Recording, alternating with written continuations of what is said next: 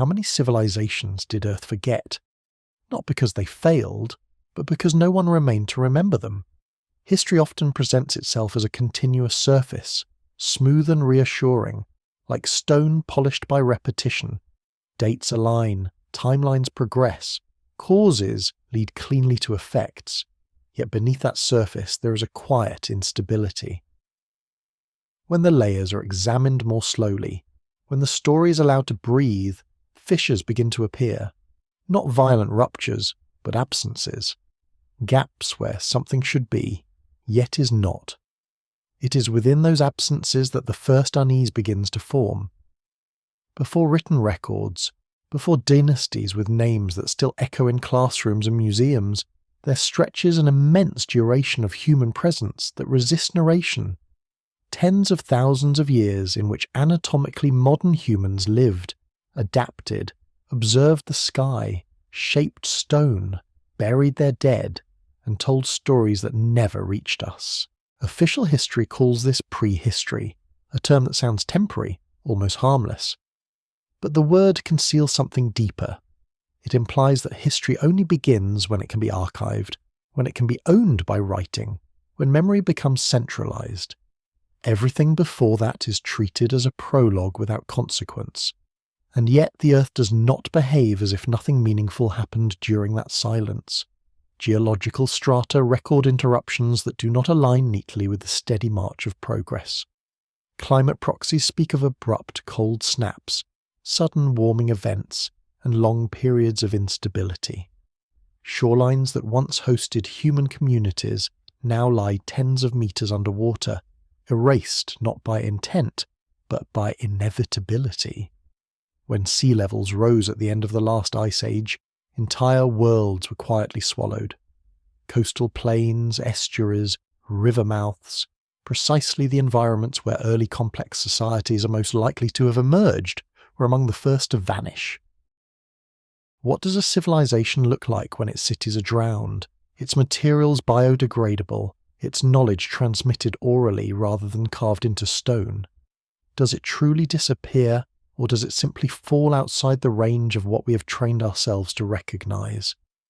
There is a subtle assumption embedded in modern historical thinking, that complexity must announce itself loudly, that intelligence must build upward, monumentally, leaving behind structures that defy erosion and time. But complexity can also be quiet. It can exist in social organization, in ecological knowledge, in symbolic systems that leave no durable trace. If such systems collapse under environmental stress, there may be nothing left to excavate but scattered tools and ambiguous patterns, easily dismissed as primitive, easily misread. Myths may be the only survivors of such worlds, not as literal records but as compressed memories, encoded emotionally rather than chronologically. Flood stories appear across continents with unsettling consistency. They are often treated as metaphor or coincidence or borrowed narrative. Yet when placed against the backdrop of post-glacial sea level rise, they begin to feel less arbitrary, not proof, but residue, like smoke lingering after a fire whose shape can no longer be reconstructed. This is where discomfort enters the conversation, because if history is not a steady ascent, but a sequence of advances interrupted by loss, then progress is no longer guaranteed. It becomes conditional, fragile, dependent on circumstances that can, and often do, shift beyond control. Archaeology, for all its rigour, operates under constraints. It relies on what survives. It favours stone over wood, bone over fibre, permanence over transience. Entire modes of a living may have flourished and vanished without ever intersecting with those preferences. And when anomalous discoveries surface, structures that appear older than expected, artifacts found in layers that complicate accepted timelines, they are often treated with caution, sometimes with silence. Not necessarily because they are false, but because they do not yet fit. There is an unspoken boundary around what can be comfortably integrated into the story of human origins. Crossing that boundary requires more than evidence. It requires a willingness to let go of linear certainty. To accept that civilization may not be a singular invention, but a recurring phenomenon, emerging, collapsing, and emerging again under different names, with different faces.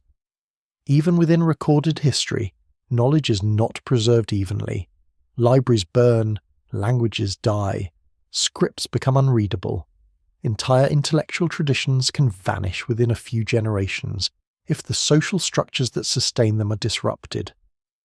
When this happens repeatedly across deep time, forgetting becomes cumulative. Not a single amnesia, but layers of it stacked one atop another. The Earth itself participates in this forgetting. Tectonic plates shift, sediments accumulate, landscapes rearrange. What was once central becomes peripheral, then invisible. From a planetary perspective, forgetting is not an anomaly. It is the default state. And so the question slowly changes shape. It is no longer simply about counting lost civilizations as though they were discrete entries in a ledger. It becomes a question about recognition, about whether our definition of civilization is narrow enough to exclude most of what has ever existed, about whether the absence of evidence is being mistaken too easily for evidence of absence. Perhaps what unsettles us is not the idea that civilizations were lost, but the implication that we might be no different, that our own structures, however vast they feel from within, may one day be reduced to faint signals, misinterpreted fragments, or nothing at all. That future intelligences, human or otherwise, might look back and see our era as another blurred layer, difficult to resolve, easy to underestimate. There is no need to assert hidden empires or advanced technologies to feel the weight of this possibility.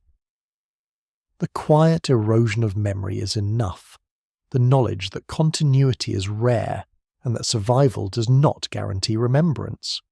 If Earth has forgotten before, it will forget again, not out of malice, but out of process. The only uncertainty lies in how much has already been lost and how little we may ever recover. And somewhere beneath that uncertainty, a softer question waits, unresolved. If forgetting is inevitable, what does it mean to build at all? What survives is rarely what once mattered most. When traces of early human activity are uncovered, they arrive filtered through chance. A tool preserved because it was stone, a hearth because it was buried quickly, a skeleton because the soil happened to be kind. From these remnants, entire narratives are constructed. And yet, beneath the confidence of classification, there lingers a quieter recognition. Most of what once defined a society does not fossilize. There is a temptation to believe that civilizations announce themselves through permanence, through architecture that resists time, through inscriptions that demand to be read millennia later. But this assumption may be less a truth about the past than a reflection of modern priorities. Permanence favours certain materials, certain climates, certain ways of living. It privileges societies that built in stone over those that built in wood, fibre, or earth. It favours arid regions over humid ones.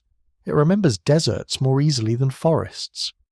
If an early civilization organised itself around seasonal movement, shared memory, oral transmission, an ecological balance, what would it leave behind? Perhaps nothing that survives long enough to be recognised as intentional.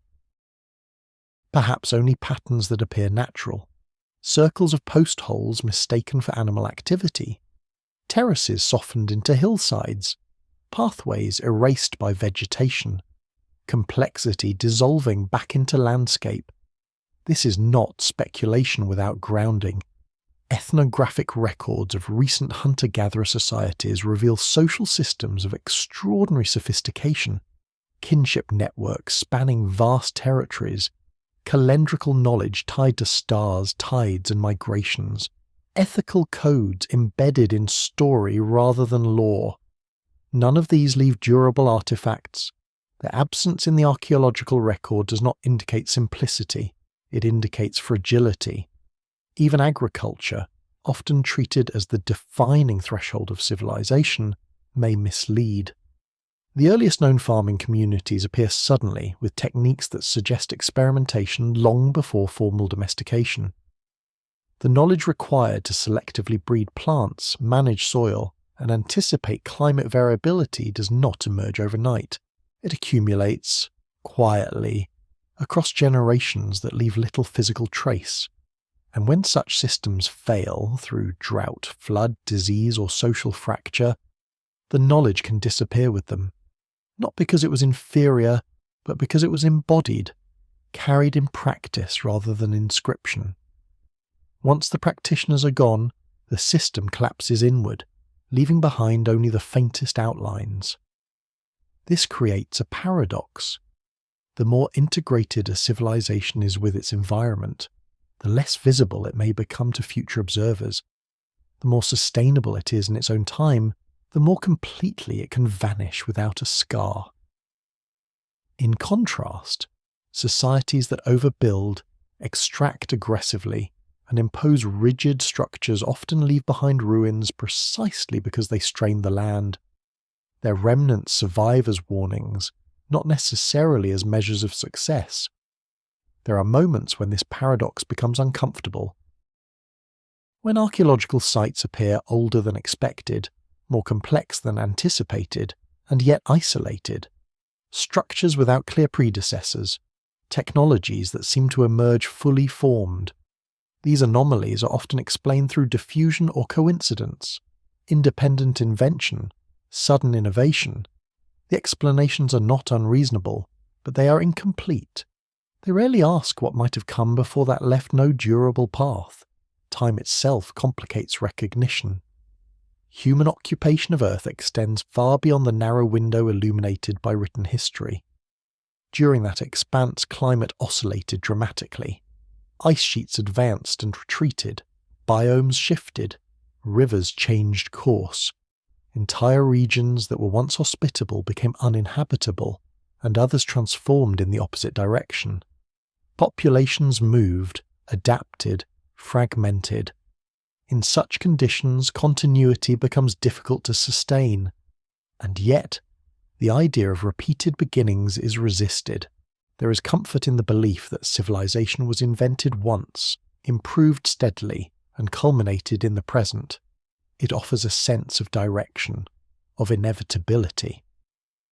To suggest otherwise introduces a destabilizing possibility, that progress can be lost as easily as it is gained, that intelligence does not guarantee survival, that memory is not cumulative by default. There is also the issue of scale. A civilization does not need millions of inhabitants to be complex. It does not need empires or armies. It needs coordination, shared meaning, the ability to transmit knowledge across time. These can exist in populations small enough to be erased by a single environmental shock. When that happens, the loss may register as demographic fluctuation rather than a cultural extinction. Language compounds the problem.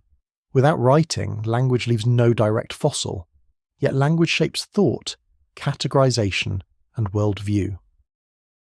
A lost language is not merely a lost means of communication, it is a lost way of interpreting reality.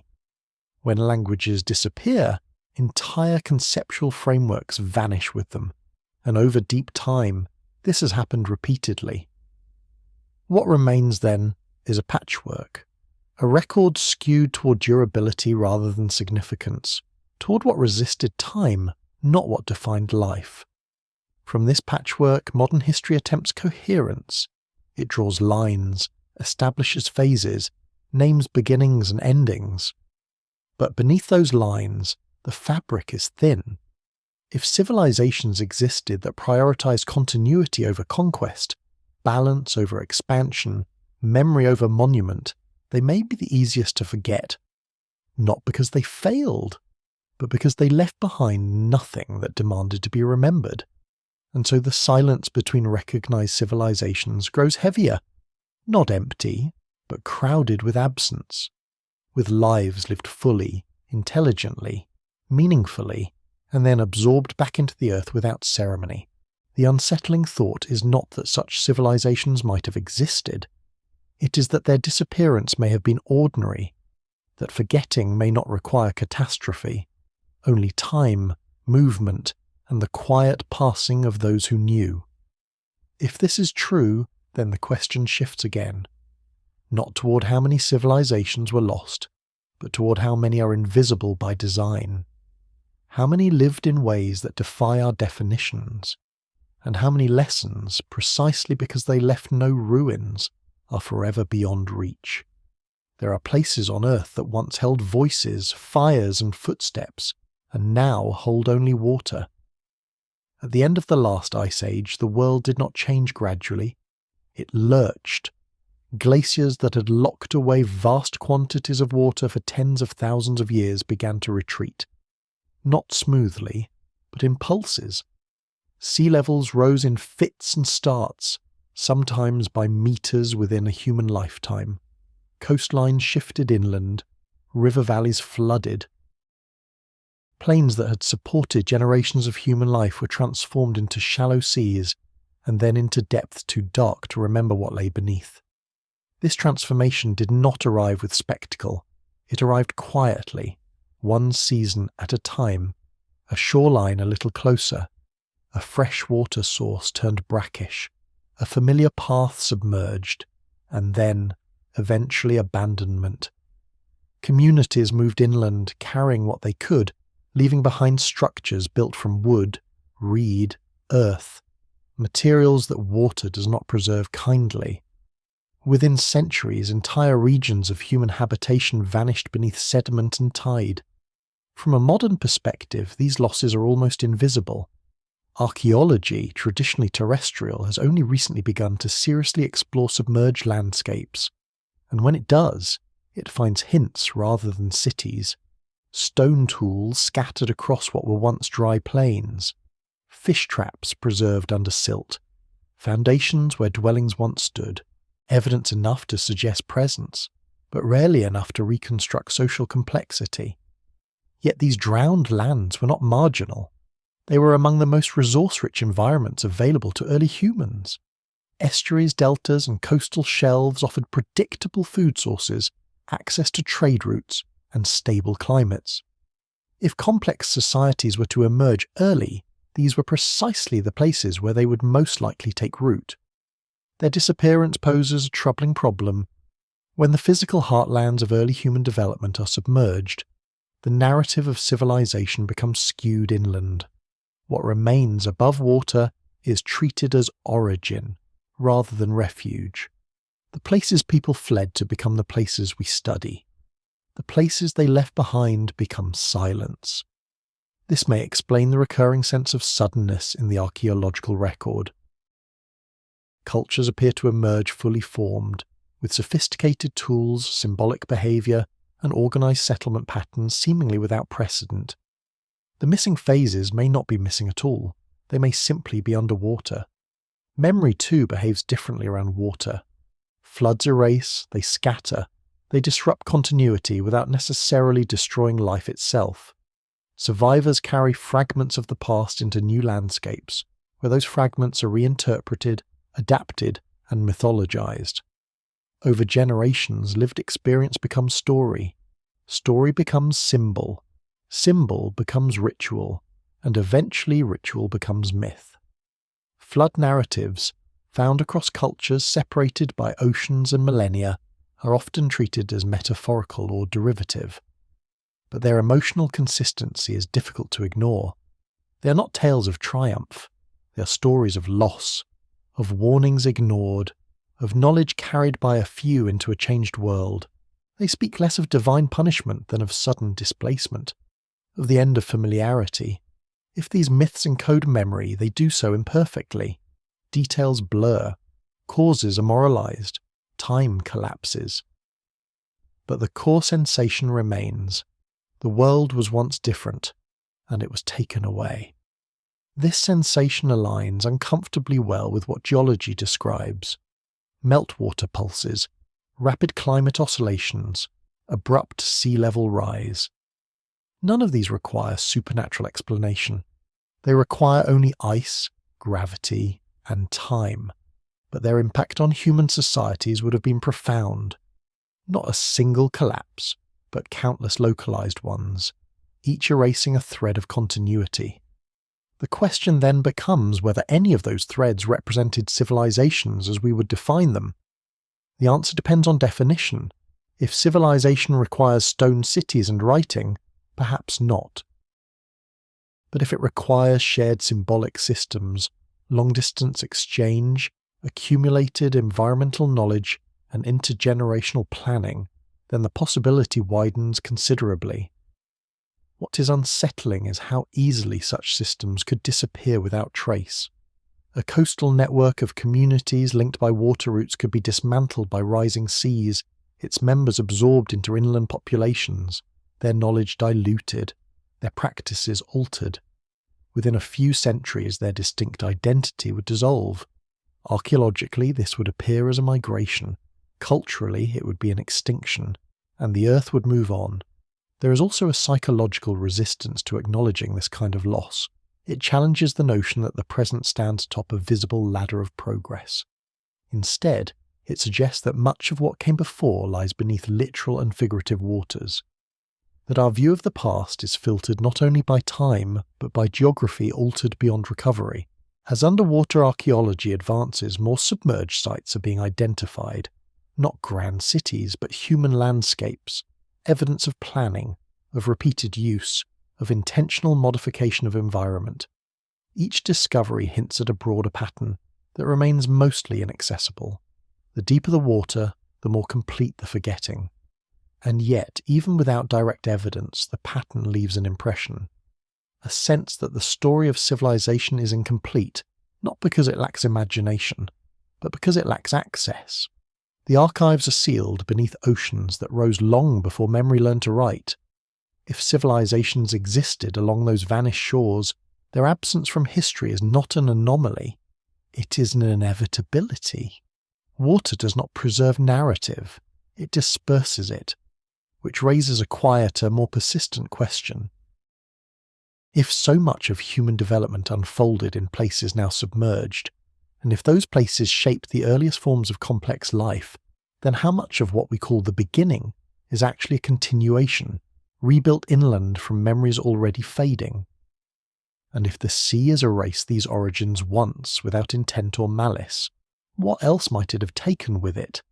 Entire ways of being that we no longer know how to recognize, even when fragments rise briefly to the surface. Stone remembers longer than language, but even stone can be misleading. Across continents, massive structures rise from the landscape with a quiet indifference to time. Blocks weighing tons, set with precision that resists simple explanation. Walls align to cardinal directions with an accuracy that feels deliberate rather than accidental. Terraces and platforms whose purpose remains uncertain, even after decades of study. These constructions are often described as primitive precursors, early experiments on the path toward true civilization. But this framing may say more about modern expectations than about ancient intent. What is unsettling is not merely their scale, but their timing. In multiple regions, monumental stonework appears suddenly in the archaeological record, without clear evidence of gradual development. There are no obvious trial stages, no long sequence of failed attempts. The knowledge required to quarry, transport and assemble such materials seems to arrive fully formed, and then, just as suddenly, it fades. The techniques are not refined further, they are abandoned. This pattern is difficult to reconcile with a linear model of progress. Skills of this magnitude do not emerge spontaneously, nor do they disappear without consequence. To acquire them requires time, organization, and continuity. To lose them requires disruption, and yet, disruption rarely leaves a clean signature. It fragments rather than erases. The result is a record filled with questions that are too easily softened by familiar explanations. Often, these structures are interpreted through the lens of ritual, ceremonial centers, symbolic architecture, expressions of belief rather than utility. This may be accurate in part, but it also functions as a convenient boundary. Ritual, in this sense, becomes a way to acknowledge complexity without confronting its implications. If something is sacred, it need not be practical. If it is symbolic, It need not imply advanced knowledge, but symbolism itself is not simple. To encode meaning in stone requires shared systems of thought, stable transmission of knowledge, and an audience capable of interpretation. Ritual architecture presupposes social cohesion. It presupposes memory, and memory, when extended across generations, begins to resemble civilization, regardless of whether it conforms to modern categories. There is also the question of placement. Many megalithic sites occupy locations that appear deliberately chosen for their relationship to landscape, water, or sky. Some align with solstices or equinoxes, others with prominent geological features. These alignments are often dismissed as coincidence or retroactive pattern seeking.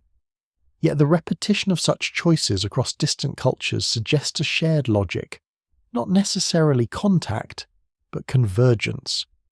A way of reading the world that prioritized orientation, cycles, and long-term observation. Long-term observation is the critical phrase. To recognize astronomical cycles, to align structures with events that occur once or twice a year, requires patience. It requires stability. It requires a society that expects to endure long enough for the alignment to matter. This expectation stands in quiet contrast to the image of early humans as perpetually precarious, living hand to mouth, unable to plan beyond the immediate. If such societies existed, and if they invested effort into durable construction, their disappearance becomes more difficult to explain. Stone does not burn. It does not rot. It does not drift away easily. And yet, the cultures associated with these structures often leave little else behind. No extensive settlements, no clear agricultural infrastructure, no written records that survived. It is as if the stone was meant to outlast the society itself. One possibility is that these structures were not expressions of expansion, but of consolidation, built not during times of growth, but during moments of tension. When knowledge needed anchoring, when memory required a physical form that could persist even if the people could not. In this sense, stone becomes a final act rather than a first one, a gesture toward permanence made in the face of uncertainty. This interpretation reframes the ruins. They are not beginnings, but remnants, not the foundations of civilization, but its residue. If this is the case, then the absence of surrounding evidence becomes less mysterious. The builders may have lived in ways that did not favour accumulation. Their dwellings may have been temporary, their economies localised, their technologies organic. What they chose to preserve was not daily life, but orientation, a way of situating themselves within time and space that they feared might be lost.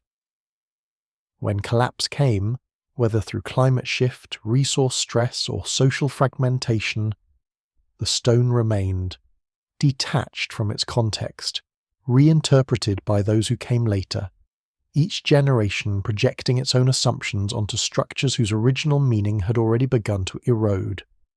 This process repeats. Later societies inherit ruins they did not build. They mythologize them, attribute them to gods, giants, or lost ancestors. The true builders recede further into abstraction. Eventually, the ruins are absorbed into a new narrative, one that serves the present more than the past. Modern archaeology attempts to peel back these layers, but it is constrained by the same assumptions that shape history more broadly. That civilization must look a certain way. That complexity follows recognizable forms. That deviation implies error rather than difference. What remains unresolved is the cumulative effect of such deviations. How many times has stone been left standing after its builders vanished? How many times has it been mistaken for origin when it was actually aftermath? There is a quiet humility in acknowledging that stone outlives certainty, that what we see is not necessarily what was first, but what endured longest. And endurance, while impressive, is not the same as importance. If Earth has forgotten civilizations, their memory may not lie in vanished cities or lost technologies. But in these mute structures that refuse to explain themselves, standing patiently, bearing witness not to triumph, but to interruption. And as long as they stand, they pose a question that cannot be answered by excavation alone. Were these stones the first steps towards something greater, or the last traces of worlds already slipping into forgetting? Some maps arrive carrying a quiet unease, not because of what they show, but because of what they seem to know too early. A map is never just a drawing. It is a compression of experience. To trace coastlines accurately, one must have seen them, travelled them, measured them, compared them across seasons and years. To represent landforms with consistency requires repetition, correction, and memory. Cartography is not a momentary act. It is the residue of long observation, and yet scattered through historical archives there exist maps that do not sit comfortably within the limits of their time. Coastlines rendered with surprising precision, polar regions depicted without ice, continental outlines that appear distorted in ways that later prove accurate when viewed from modern perspectives. These maps are often explained away as coincidences, imaginative projections, or composites assembled from unreliable sources. Each explanation is plausible, none is entirely satisfying. What troubles historians is not that these maps are perfect, they are not, but that their errors often feel systematic rather than random. They distort in ways that suggest translation from an older framework, as though the map maker were copying something already aged, already incomplete, and already detached from its original context. Cartographers of the medieval and early modern world rarely claimed originality. They described themselves as compilers, preservers of inherited knowledge. Their work was layered, built upon fragments passed down through monastic libraries, imperial collections and oral traditions that occasionally found their way into ink. In this sense, a map could be far older than the hand that drew it. The question then becomes uncomfortable. Inherited from whom? If accurate geographical knowledge existed before the eras credited with exploration, it implies prolonged engagement with the world at a scale not easily reconciled with accepted timelines. Knowledge of distant coastlines suggests travel. Travel suggests navigation. Navigation suggests astronomical understanding, instrumentation, and the social structures required to support such endeavours. These are not isolated skills, they cluster. And yet, the civilizations typically associated with such capabilities appear later in the record, not earlier. When they do appear, their cartographic traditions are already sophisticated. Rarely do we see a clumsy beginning. Instead, we see refinement. This pattern mirrors others. Techniques arrive without visible apprenticeship. Systems appear without clear trial phases. And then, in some cases, they fade, only to re-emerge centuries later as rediscoveries rather than inheritances. There is also the matter of orientation. Certain ancient maps place the south at the top, or distort scale in ways that reflect world-view rather than measurement. These choices are often labelled symbolic, but symbolism does not negate utility. A map can encode both meaning and function. What matters is that the encoded knowledge had to originate somewhere. When examined alongside geological data, some cartographic anomalies become more intriguing. Representations of ice-free polar regions align with periods known to have existed tens of thousands of years ago. Not perfectly, not conclusively, but close enough to provoke caution. The standard response is skepticism, and rightly so. Extraordinary claims require restraint, but restraint does not require dismissal. It requires patience. What if some maps are not windows into lost empires, but into lost continuity? What if they preserve not the work of a single advanced civilization, but the accumulated memory of many small ones, passing fragments forward through upheaval and collapse? In such a model, knowledge survives unevenly. Geography persists longer than language, shape longer than name. This would explain why maps can feel older than the cultures that transmit them. They are palimpsests, layers scraped, redrawn, misunderstood, and reinterpreted, each generation inheriting something it cannot fully explain, yet reluctant to discard. There is also the question of motivation. Why preserve geographic knowledge at all if the society that produced it no longer exists? The answer may lie in necessity. Survivors carry what helps them orient themselves in a changed world. Landmarks, routes, relationships between places. Over time, the reason for preservation may be forgotten, but the artifact remains, increasingly detached from lived experience. This detachment creates a peculiar situation. Later civilizations encounter knowledge that feels authoritative but lacks context. They trust it, adapt it, and sometimes struggle to reconcile it with their own observations. When inconsistencies arise, they are attributed to error rather than antiquity. The possibility that the source itself belongs to a different world is rarely entertained. It is easier to believe that the map is wrong than to imagine that the past was broader than we remember. Maps, then, become subtle witnesses. They do not announce lost civilizations directly.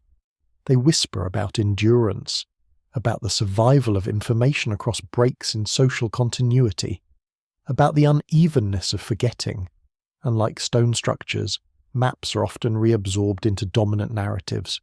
They are redated, reinterpreted, reframed to fit the timeline that already exists. Their anomalies softened, their implications deferred, not necessarily out of deception, but out of intellectual self-preservation. Paradigms resist expansion until forced. What remains unresolved is whether these maps point to specific forgotten civilizations or to something more diffuse and harder to name. A long human relationship with the Earth that predates recorded history. A slow accumulation of knowledge punctuated by repeated loss. A tradition of observation that survived not because it was protected, but because it was useful enough to be copied again and again. If so, then the maps are not evidence of a single lost world, but of many partial ones, each contributing a fragment, each forgetting more than it remembered, each passing something forward without knowing how old it truly was. This reframes the unease. The question is no longer whether ancient maps prove forgotten civilizations. It is whether they reveal how knowledge can outlive the societies that created it, drifting through time until it no longer knows its own origin. And if that is true, then how much of what we rely on today, quietly inherited, poorly understood, confidently used, may itself be the last surviving echo of worlds that have already slipped beyond recognition? There are moments in the historical record where knowledge appears not as a seed, but as a harvest. Techniques emerge that seem already mature. Metallurgy that understands alloying from its earliest expressions. Mathematics that encodes abstraction without a visible childhood. Architecture that assumes proportion, load, and symmetry as givens rather than discoveries. These moments are often described as breakthroughs, sudden leaps, inspired beginnings, but inspiration rarely arrives without rehearsal, and leaps, when examined closely, usually reveal a ground we have failed to notice. What unsettles is not innovation itself, but its rhythm. Skills surface, spread, and then, without obvious replacement, vanish. Centuries pass, sometimes millennia. And then the same ideas return, celebrated as rediscoveries. The interval between loss and return is treated as a pause rather than a wound, as if knowledge simply slept, waiting to be awakened by the right minds. But knowledge does not sleep, it must be carried. When a technique disappears, it is rarely because it was flawed. More often, the social conditions that sustained it collapse. A craft transmitted orally depends on continuity of apprenticeship. A scientific observation depends on uninterrupted attention. When populations fracture, when trade routes dissolve, when climate shifts scatter communities, the chain breaks. Not loudly, quietly. One teacher lost, one generation disrupted, and the knowledge, once embodied, evaporates. This fragility is difficult to accept because it challenges a comforting assumption that progress is cumulative, that once something is known, it cannot be unknown. But history contradicts this repeatedly. Writing systems vanish, engineering principles are forgotten, medical knowledge retreats into superstition. The future does not always inherit the past intact. Consider the intervals, long spans in which certain skills are absent despite having existed before. Not because the human brain regressed, but because the environment no longer supported specialization. In times of instability, survival favors generalists. Memory contracts to what is immediately useful. Anything that requires long-term investment becomes a liability. From this perspective, the loss of advanced techniques is not mysterious. It is predictable. Yet the predictability does not make it less disturbing, especially when patterns repeat across unrelated domains, when architecture, metallurgy, astronomy, and symbolic systems all show signs of interruption. When sophistication appears earlier than expected, disappears, and then returns in altered form. Each instance can be explained individually. Together they suggest something broader. Perhaps civilization is not a ladder, but a tide, rising under favourable conditions, receding under stress, leaving behind flotsam, tools, stories, alignments that hint at a previous height. When the tide returns, it does not restore what was lost. It builds anew, sometimes on the same ground, sometimes elsewhere, using fragments it finds. This would explain why later civilizations often believe they are inventing from nothing, while unknowingly echoing older solutions. Reinventing the wheel, not because the wheel was never known, but because its knowledge was not preserved in a form that survived the ebb. It also reframes the idea of a dark age. Darkness is not the absence of intelligence. It is the absence of infrastructure that allows intelligence to compound. In such periods, brilliance may still exist, but it flickers rather than accumulates. Each insight must stand alone, unsupported by a network of shared memory. What is lost in these times is not creativity, but continuity. And continuity is the true currency of civilization. Without it, even the most advanced understanding can dissolve within a few generations. Without it, a society may appear primitive to those who come later, despite having once held knowledge that exceeded what followed. The judgment is not malicious. It is a consequence of visibility. We measure complexity by what remains, not by what was lived. This creates a bias that favours survivors over predecessors. Later civilizations, inheriting ruins they cannot replicate, assume superiority because they persist. But persistence is not proof of advancement. It is proof of circumstance. There is also a psychological comfort in believing that the past was simpler. It reassures the present of its place at the summit. To acknowledge repeated loss is to accept vulnerability, to recognize that intelligence alone does not secure memory, that what we know now could be forgotten just as completely. This discomfort may explain why interruptions are often minimized, why gaps are smoothed into transitions, why vanished techniques are framed as curiosities rather than warnings. It is easier to celebrate rediscovery than to mourn forgetting. But forgetting leaves traces, not in textbooks, but in questions that refuse to settle. Why did certain methods disappear when they were effective? Why were they not transmitted? Why did later societies struggle to match achievements that came before them? These questions do not demand conspiracies. They demand humility. If Earth has forgotten civilizations, it has not done so selectively. It has forgotten unevenly. Preserving some fragments while erasing the context that gave them meaning. What remains are artifacts without manuals, techniques without lineages, ideas without ancestry, and we, looking backward, mistake inheritance for invention. The deeper unease lies not in how much has been lost, but in how easily it can be lost again. If knowledge depends on stability, and stability is temporary, then forgetting is not an exception. It is part of the cycle, which leads to a quiet realization. If civilizations rise and fall with the conditions that support memory, then the question of forgotten civilizations is not confined to the distant past. It is ongoing. It includes us. And somewhere ahead, unseen, there may already be a future that will struggle to understand how so much could have been known, and then so completely allowed to slip away. Lists have a way of sounding authoritative, even when their contents resist belief. There are records from the ancient world that read less like history and more like an interruption in it. Sequences of rulers whose reigns stretch far beyond a human lifetime, names repeated with reverence, durations measured not in years, but in spans that feel symbolic, almost geological. These lists are often placed at the threshold between myth and history, tolerated as allegory, preserved but gently neutralized. They are said to describe gods, demigods, or abstractions rather than people, and yet they are written with an insistence that feels administrative rather than poetic. What makes such lists unsettling is not their extravagance, but their structure. They are orderly, sequential, concerned with continuity and legitimacy.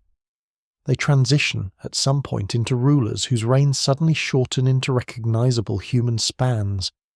The change is abrupt, as if time itself were recalibrated, as if something had shifted in the conditions of rule or in the beings who ruled. The standard interpretation offers comfort. These early figures are not meant to be literal. They represent eras, dynasties, or celestial cycles. Time is exaggerated to convey importance. Meaning is symbolic, not historical. This explanation is reasonable. But it leaves a residue of unease, because symbolism still requires a referent. It points to something felt strongly enough to be preserved with care. Why encode authority in durations that defy biology? Why preserve a memory of extended rule at all, if it refers to nothing experiential? The persistence of such records suggests they matter to the people who transmitted them, not as fantasy, but as origin. There is also the question of transition. These lists do not simply abandon the improbable and begin anew. They bridge it. They move from impossible spans to plausible ones without explanation, as though the authors believed both belonged to the same continuum. That what changed was not the story, but the world. If these early rulers are dismissed as gods, the dismissal is tidy but incomplete. Gods, in ancient contexts, are rarely distant abstractions. They walk, teach, judge, and withdraw. They interact with human affairs. They leave. Their departure marks a loss of order, not a gain. The age of gods is remembered not as chaos, but as structure beyond reach. This inversion matters. It suggests that memory is oriented toward a past that felt more stable, not less. A time when authority was continuous, knowledge centralized, and disruption minimal. Whether or not such a time existed as described is secondary. What matters is that it was remembered as different in kind. One way to interpret these records is as compressed memory, not of individuals with impossible lifespans, but of institutions that endured. A council mistaken for a king, a lineage remembered as a person, a long, stable order collapsed into a single name because the name was easier to carry than the structure behind it. Over time, duration becomes exaggerated not to deceive, but to preserve scale. In this reading, the long reigns point to continuity rather than biology. They speak of systems that lasted longer than any one life, systems that were eventually broken. When collapse comes, memory simplifies. The many become one. The complex becomes singular. The past becomes easier to tell but harder to understand. What follows the collapse is revealing. Reigns shorten, authority fragments. The list becomes more crowded. Power changes hands more frequently. History, as we recognize it, begins. This transition is rarely framed as progress. It is framed as descent, a movement away from an earlier order toward instability. Such framing does not require literal immortals to be meaningful. It requires loss.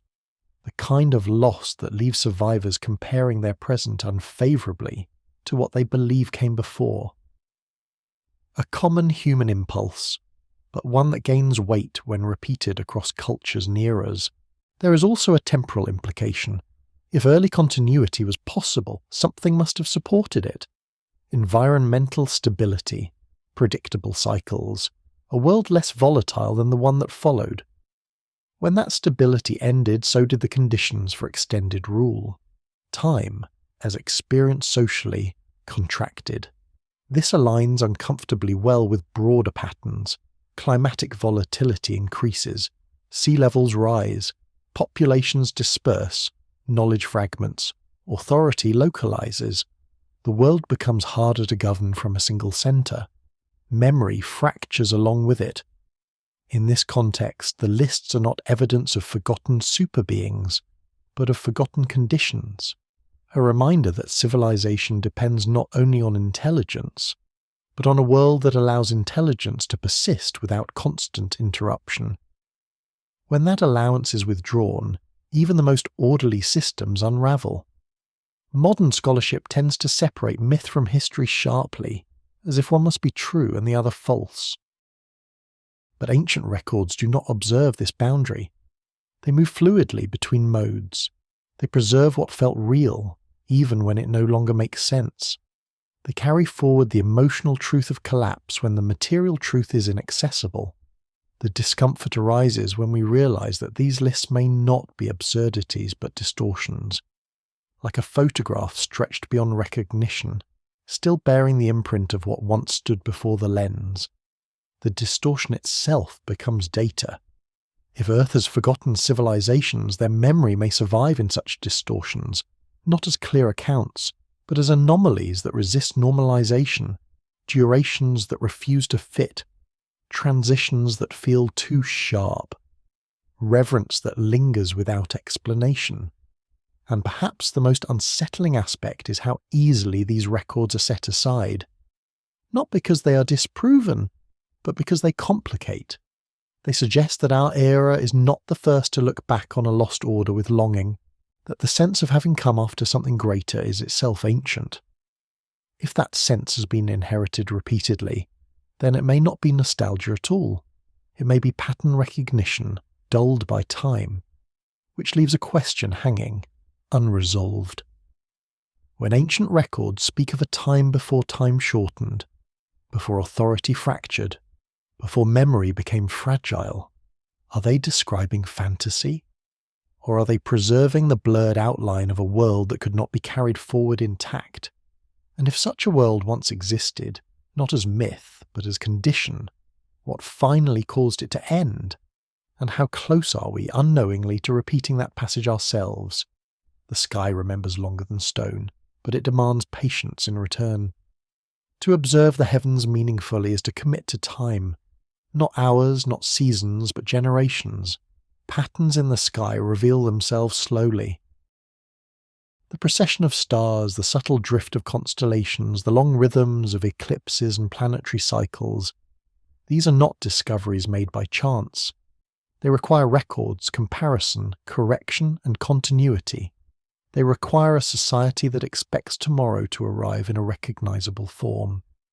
And yet, throughout the ancient world, there are traces of astronomical knowledge that appear unexpectedly refined, alignments that track solstices with precision, structures oriented towards stellar risings that change imperceptibly over centuries, calendrical systems that reconcile lunar and solar cycles with an accuracy that resists the image of trial and error beginnings.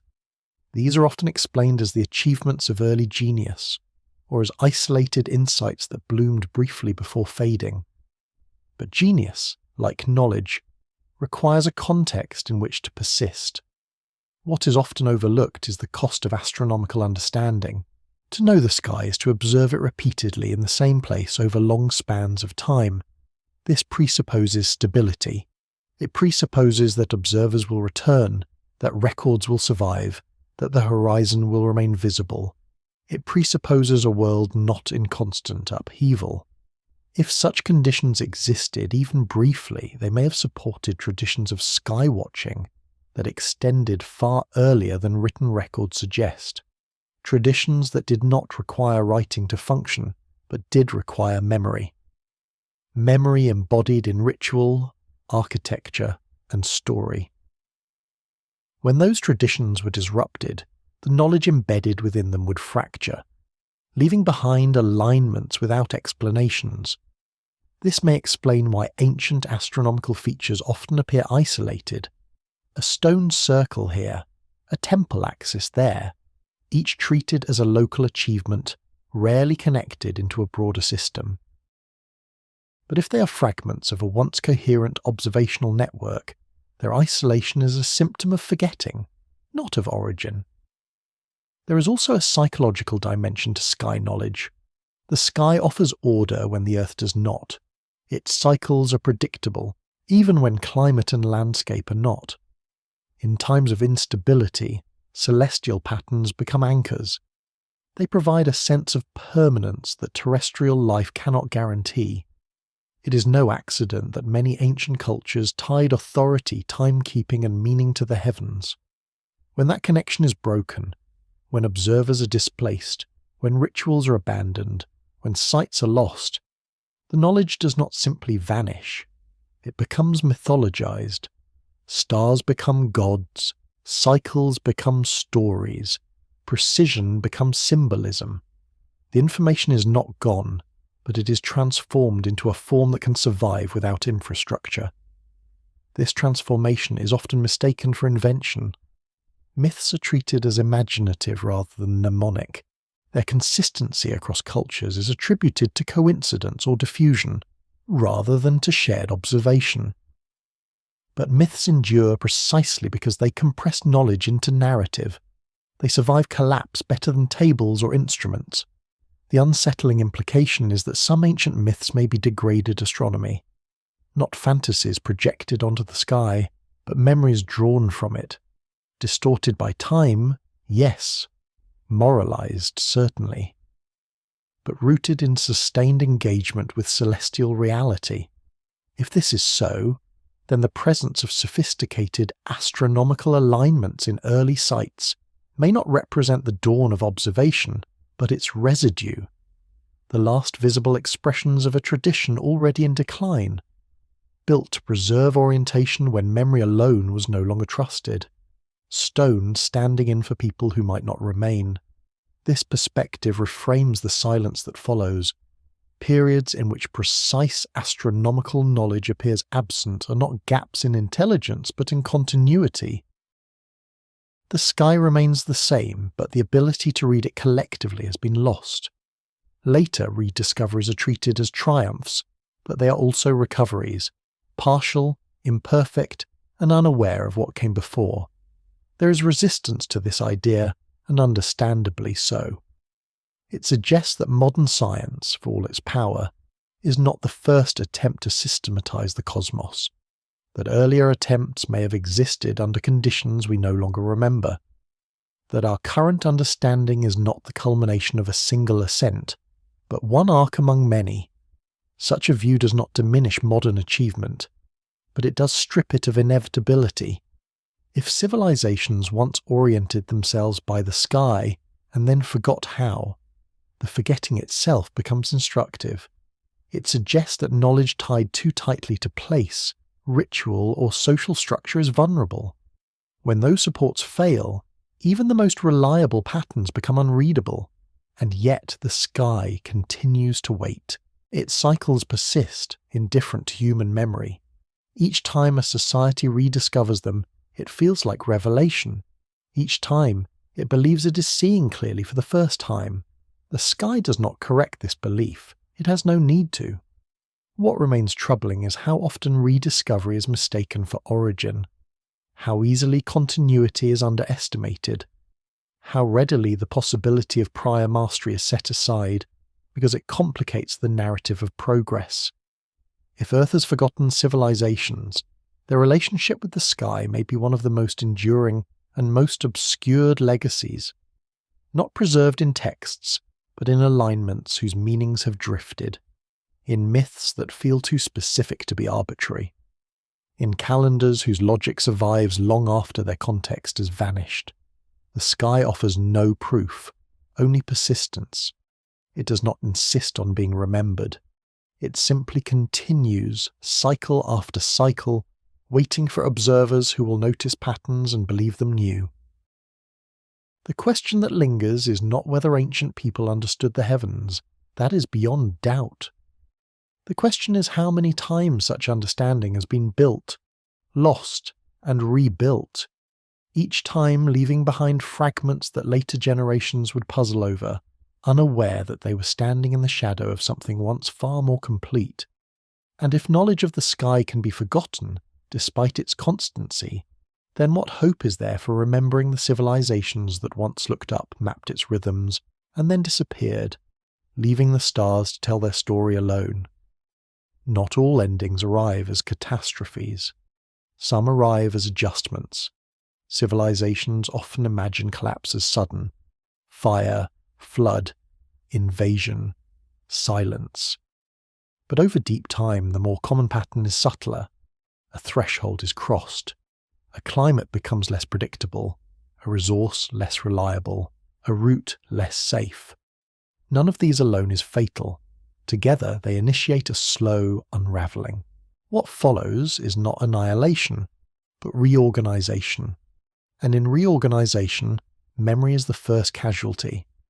When conditions shift, societies adapt by narrowing focus. Long-term projects become burdens, specialised knowledge loses its utility. What once required coordination across regions now demands local improvisation. Skills that depend on continuity begin to fray, not because they are wrong, but because they no longer fit the moment. This is how a reset begins. A reset does not erase people. It erases surplus. It pares systems down to what can be carried, remembered, and taught under constraint. In such conditions, civilization does not end. It compresses. It contracts into smaller units, shorter timelines, simpler narratives. Complexity becomes dangerous when stability is uncertain. From the outside, this contraction looks like regression. Technologies vanish. Social structures flatten. Records disappear. Later observers interpret this as failure, or as a return to primitiveness, but from within, it is survival, a conscious or unconscious shedding of what can no longer be maintained. What is rarely acknowledged is how often this process has occurred. Geological records show repeated periods of abrupt climate change, not gradual trends, but sharp oscillations, sudden cooling events, extended droughts, rapid warming phases that rearranged ecosystems faster than societies could respond. Each event forced adaptation. Each adaptation came with loss. In such moments, the goal is not preservation of knowledge, but preservation of life. Memory becomes selective. What helps today is kept. What helps only under ideal conditions is abandoned. Over generations, the abandoned becomes unremembered. And unremembered knowledge does not announce its absence. It simply ceases to shape behaviour. This creates an illusion. Later civilizations, emerging under more stable conditions, look back and see a blank. They see no record of prior complexity and conclude that none existed. The reset has done its work too well. There is also a psychological aspect to resets. Trauma disrupts narrative. Communities that experience repeated displacement often simplify their histories, not out of ignorance, but out of necessity. To remember too much is to carry pain that offers no guidance for the present. So memory is edited, origins are shortened, time is compressed. Myths often reflect this compression. Long sequences of events are collapsed into a single flood, a single fire, a single fall. What matters is not the chronology, but the message. The world changed, and we survived by changing with it. From this perspective, the idea of multiple forgotten civilizations does not require grand destructions. It requires repetition, repeated adjustments that gradually strip away accumulated complexity. Each reset leaves humanity intact but altered. Each one lowers the ceiling of what can be sustained. Occasionally conditions stabilize again. Climate calms, resources return, populations grow, and with growth comes experimentation. Knowledge is rebuilt. Sometimes it resembles what came before, sometimes it does not. When similarities appear, they are called coincidences. When differences dominate, they are called progress. But progress in this model is not linear. It is cyclical. Each rise carries the imprint of previous falls, even when that imprint is no longer recognized consciously. This cyclical view is uncomfortable because it undermines the narrative of uniqueness. It suggests that our moment is not singular but familiar, that what we consider unprecedented may have occurred before, under different names, in different forms, and then been lost. There is resistance to this idea not because it lacks evidence, but because it reframes responsibility. If civilizations reset themselves repeatedly, then collapse is not an aberration, it is a phase, and if it is a phase, then it is not enough to ask how to build. One must ask how to remember through disruption. History rarely preserves answers to that question. What it preserves instead are fragments, techniques that resurface without lineage, stories that echo across cultures without clear origin, ruins that appear isolated because their networks were dismantled long ago. Each fragment points backward to a system that no longer exists as a whole. The deeper unease comes from recognizing how ordinary this process is. No hidden hand is required, no deliberate erasure. Only a world that changes faster than memory can adapt. Only societies that prioritize immediacy over continuity when forced to choose. In this light, forgetting becomes a structural feature of civilization, not a flaw. The larger and more complex a system becomes, the more vulnerable it is to interruption. The more knowledge it accumulates, the more it risks losing when continuity breaks. This may explain why the archaeological record feels uneven, why long periods appear static, punctuated by bursts of complexity. The bursts are moments of stability. The gaps are not emptiness, but adjustment. And adjustment leaves little to study. If Earth has forgotten civilizations, it has done so not through singular cataclysms, but through repeated narrowing. Through countless moments where something was let go because it could not be carried forward. Through generations that chose survival over remembrance. The unsettling realization is that such choices are rational. They are made without malice, without ignorance, and without foresight. They are made in the present, for the present. Which leads to a question that lingers uncomfortably close to now. If resets are part of the long pattern of human existence, and if forgetting is their most reliable outcome, then what knowledge today depends so completely on stability that it would vanish under pressure? And when the next adjustment arrives, quietly and without ceremony, what will be simplified, compressed, or abandoned? Leaving future observers to wonder how an entire world of understanding could disappear without leaving a trace. Power rarely announces itself as an editor of memory. It prefers to appear as a guardian. Every civilization inherits more than land and tools. It inherits stories, and among those stories some are elevated, some tolerated, and some quietly set aside. This selection is rarely framed as suppression. It is framed as clarification, as refinement, as the necessary work of separating truth from confusion. Over time, what remains feels inevitable, as though it could never have been otherwise. But memory is not neutral. When institutions arise, religious, political, scholarly, they do so with the need for coherence. A shared origin stabilizes authority. A clear lineage legitimizes power. Contradictions complicate governance. Ambiguity invites dissent. And so, from the moment systems of knowledge become centralized, forgetting begins to acquire direction. This does not require malice. It requires preference. Certain paths are easier to live with than others. A past that leads smoothly to the present affirms the present's right to exist. A past filled with interruptions, collapses, and forgotten heights introduces discomfort. It suggests that legitimacy is temporary, that authority is contingent, that what exists now is not the final form, but one iteration among many. Such implications are rarely welcomed. Over centuries, this preference shapes what is preserved. Texts are copied or left to decay, sites are venerated or dismantled, languages are taught or abandoned. Knowledge that aligns with prevailing structures is reinforced. Knowledge that resists them is reinterpreted, softened, or ignored. The result is not a false history, but a narrowed one. When scholars speak of canonical sources, the term itself reveals the process. A canon is a boundary. It defines inclusion. It implies exclusion. What lies outside the canon is not necessarily wrong, but it is unstable. It lacks institutional protection. And without protection, survival over long time spans becomes unlikely. This narrowing intensifies during periods of consolidation. Empires form, religions spread, educational systems standardize. Each step requires simplification. Complexity is reduced to teachable sequences. Divergent memories are harmonized. Contradictions are resolved, often by omission. In this environment, traces of earlier civilizations, especially those that do not fit the accepted arc, become inconvenient.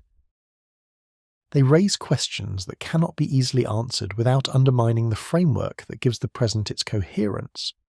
Why did this knowledge exist before us? Why was it lost? And if it was lost once, why should we believe it cannot be lost again? Rather than confront these questions, systems of memory often absorb anomalies in safer ways. A structure is redated. A text is reinterpreted symbolically. A discovery is labelled exceptional rather than representative. The anomaly remains, but its threat is neutralised.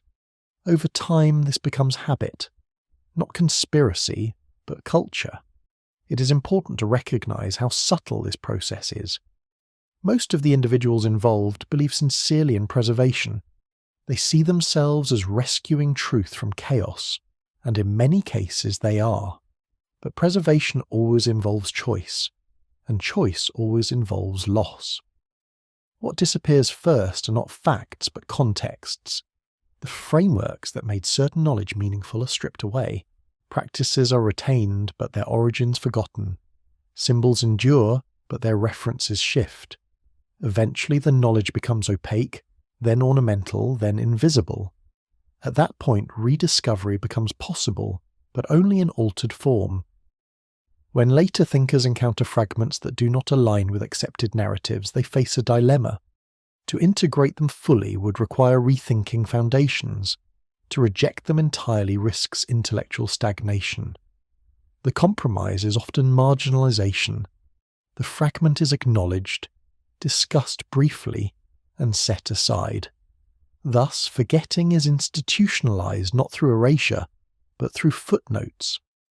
This process does not require centralized control across millennia. It requires only continuity of preference, each generation inheriting a narrowed record and refining it further, unaware of how much has already been trimmed away.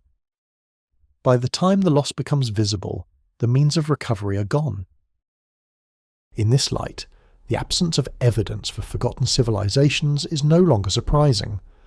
The conditions that would preserve such evidence are precisely the ones least likely to survive consolidation. Knowledge that implies prior heights challenges present authority, whether political, intellectual, or spiritual. It unsettles the story of ascent. And stories of ascent are powerful. They reassure societies that their struggles have direction, that sacrifice leads somewhere final, that the present is justified by the past. To introduce the possibility of repeated forgetting is to introduce humility. And humility is rarely the foundation of power. None of this suggests deliberate deception. It suggests alignment. Systems evolve toward narratives that support their stability. Over time, these narratives feel natural, objective, self-evident. The fact that they are constructed recedes from awareness. What remains are gaps that feel accidental, puzzles that are framed as mysteries rather than symptoms, questions that linger without pressure to resolve. Why does the archaeological record feel uneven? Why do techniques appear prematurely? Why do myths echo events that geology later confirms? Each question is addressed in isolation, contained within its discipline. The larger pattern is rarely assembled, because assembling it would require crossing boundaries that institutions are not designed to cross. And so, Earth's forgotten civilizations remain forgotten not because they are implausible, but because remembering them fully would require a different relationship with history, one that accepts fragility, one that admits loss without consolation, one that recognizes that forgetting is not a failure of intelligence, but a consequence of structure. If memory has been shaped by power, even gently, then what we inherit is not the past itself, but a version of it optimized for continuity rather than completeness. This realization carries a quiet warning. The same forces that narrowed memory before are still at work, still selecting, still refining, still deciding, often unconsciously, what is worth carrying forward. And somewhere within that process, something meaningful is already being simplified away, something that future generations may never know was missing. The question that remains is not who controls history, but whether any civilization can preserve its memory intact while also preserving its power. And if the answer is no, then forgetting is not an anomaly to be solved. It is a pattern to be recognized, one that has already shaped the past far more than we are comfortable admitting. Language is the softest artifact a civilization leaves behind, and the most revealing when it fractures. Unlike stone or metal, language does not endure by resisting time. It endures by being used, spoken, repeated, adapted. It lives only as long as communities live together long enough to pass it on. When those communities scatter, when continuity breaks, language changes quickly. Words drift, meanings blur, structures simplify, and when a language dies, it leaves almost nothing behind, only echoes in the tongues that follow. Yet within those echoes, there are patterns that resist easy explanation. Across cultures separated by oceans and epochs, certain symbolic concepts recur with remarkable consistency. Not merely shared images, but shared structures of thought. Sky fathers and earth mothers, world trees and cosmic floods, sacred mountains at the center of the world, cycles of ages that rise, decay, and begin again. These similarities are often attributed to universal psychology, common human concerns, independent invention. And this may be partially true, but language does not repeat itself accidentally at deep structural levels. When unrelated languages share parallel metaphors, similar grammatical constructions for time or recurring numerical symbolism, it suggests inheritance rather than coincidence, not direct borrowing in every case, but descent. A distant common source fractured so completely that only its deepest assumption survived. This is difficult to prove in the conventional sense. Languages evolve rapidly. Written records are recent. Comparative linguistics can reconstruct only so far back before the trail dissolves. Beyond that horizon lies prehistory, not silent, but unreadable. The absence of text becomes an absence of certainty. Still, there are moments when the past presses through. Words that should not exist where they do. Root meanings that align too closely across families presumed unrelated. Grammatical features that feel unnecessarily complex, as if simplified from something older rather than invented fresh. These are treated cautiously, often explained as convergence. Languages, after all, adapt to similar needs. But adaptation usually simplifies. It does not preserve redundancy without cause. Redundancy suggests memory. When a language carries multiple words for the same concept, or preserves ritual phrases no longer understood, it hints at a past where those distinctions mattered. When myths encode sequences that align loosely with geological or astronomical cycles, they may be preserving time in narrative form, long after precise measurement was lost. Language becomes a fossil, but a living one, altered, eroded, yet still bearing imprints of conditions that no longer exist. This raises an unsettling possibility, that some languages spoken today are not the beginnings of expression, but the remnants of something more elaborate, that they are simplified survivors of linguistic systems shaped by civilizations that no longer exist as social entities. When such civilizations fragmented, through migration, climate change, or social collapse, their languages fractured with them. Dialects diverged, syntax loosened, vocabulary narrowed. Over generations, what remained was enough to function, but not enough to remember the whole. Later, when stability returned, new civilizations formed using these reduced languages as foundations.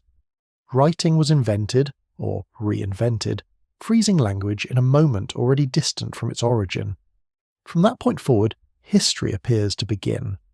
But what came before is already filtered, already compressed. This compression creates an illusion of simplicity. Early texts appear naive, mythic, poetic, rather than analytical. They are treated as the childhood of thought. But what if they are not childhood, but old age? What if they are what remains after complexity has been stripped away? In this view, myth is not the primitive precursor to science.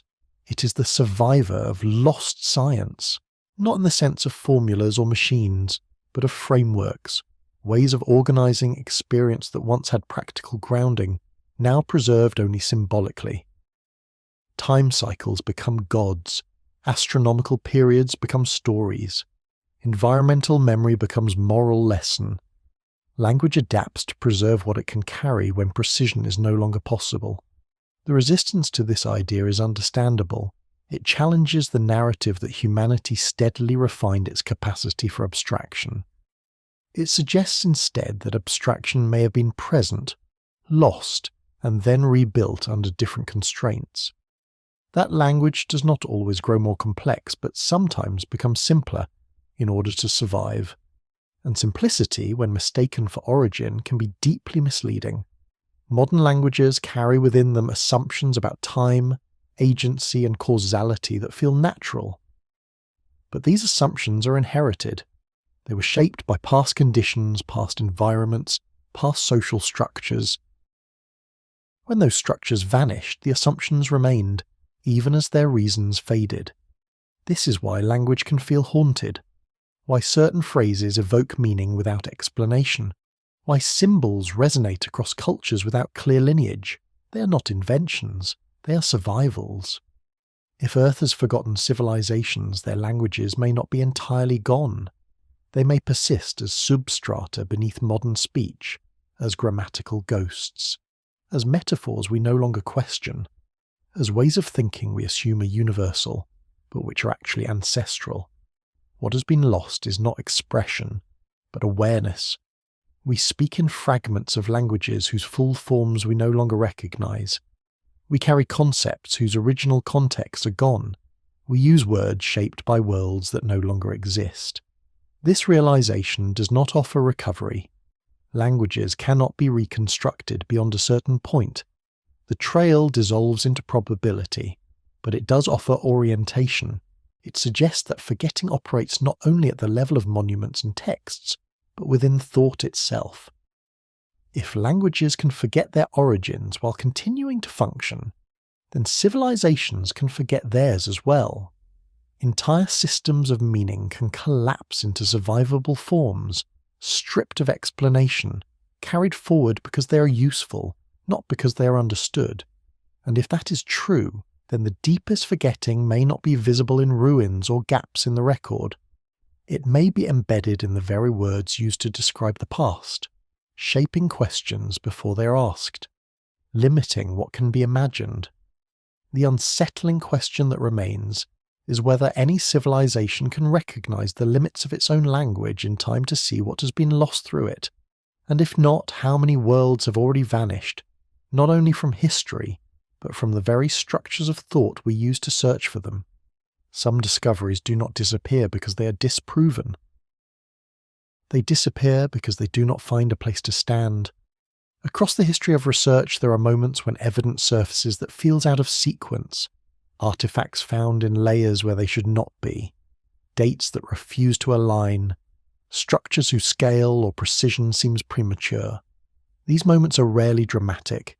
They arrive quietly, documented carefully, and then, most often, set aside, not destroyed, not denied, simply bracketed. This bracketing is subtle but powerful. In any field of study, there exists an implicit architecture of expectation, a model of how the past is supposed to behave. New data is tested against this model. When it fits, it is absorbed. When it does not, it becomes provisional, labelled anomalous, awaiting further confirmation that rarely comes, because confirmation would require a shift in the very framework that renders the anomaly problematic. Over time, provisional becomes peripheral. Peripheral becomes forgotten. This process is not censorship. It is inertia. Paradigms are efficient precisely because they filter.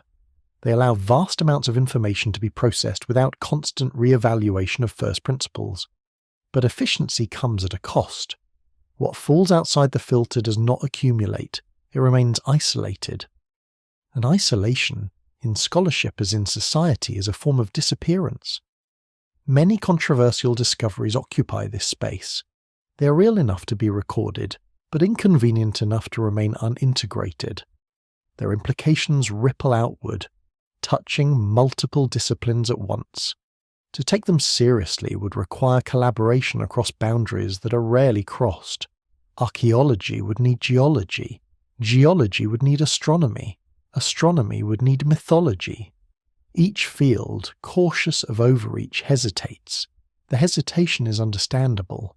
Interdisciplinary synthesis risks error. It risks speculation. But it also risks humility. The admission that no single discipline holds the full shape of the past.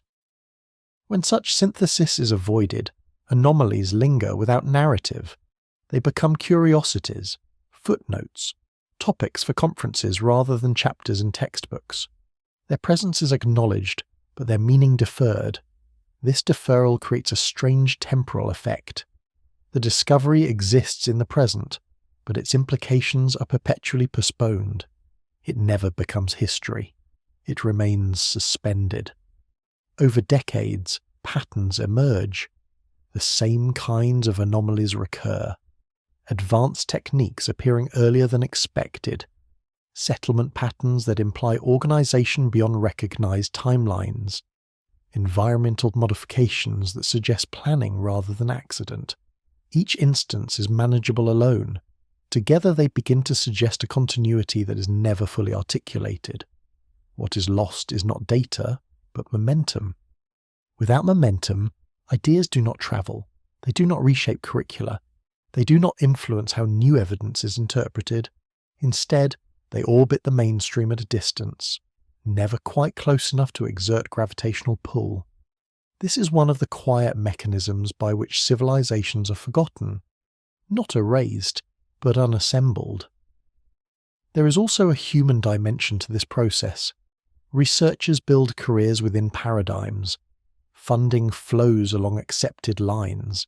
Risk is measured not only in intellectual terms, but in livelihood. To pursue questions that challenge foundational assumptions is to accept isolation. Many choose caution, not because they lack curiosity, but because systems reward stability. As a result, the past is approached incrementally, adjusted rather than reimagined.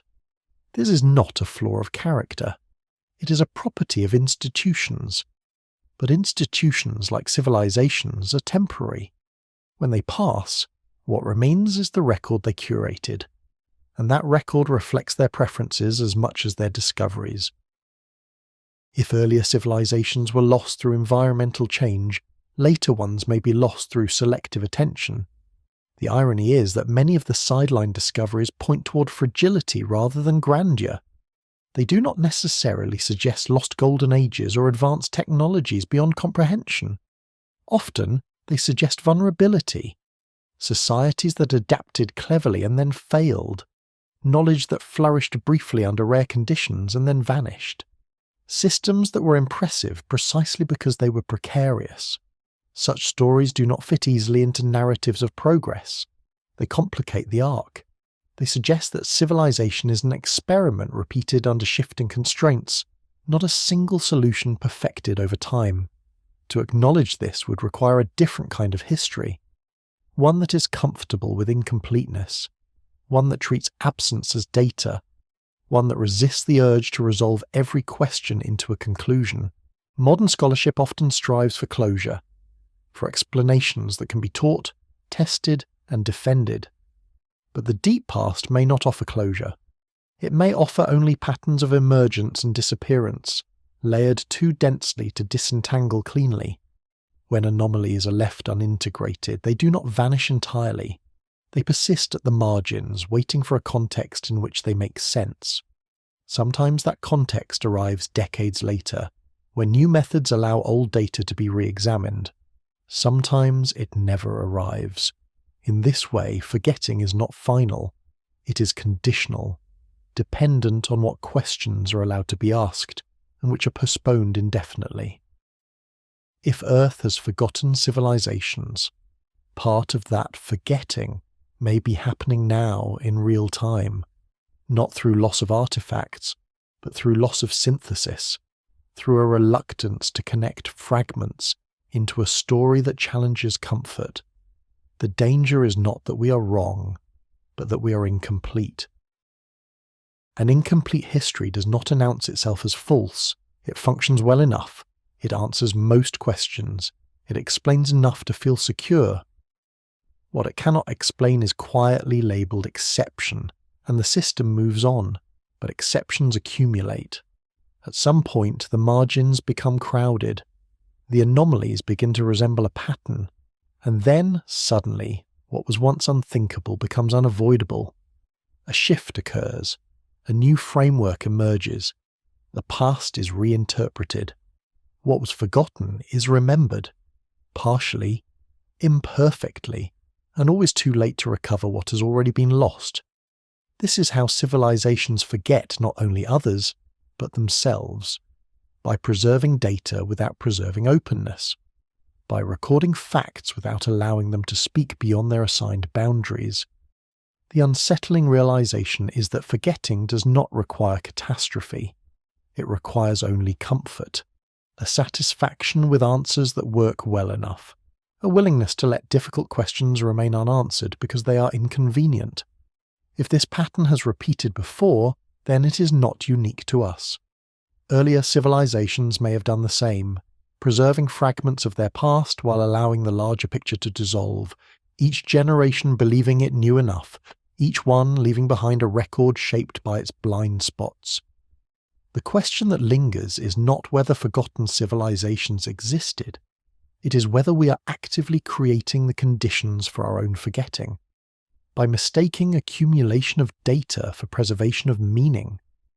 And if meaning is what binds fragments into memory, what happens when the will to bind them fades?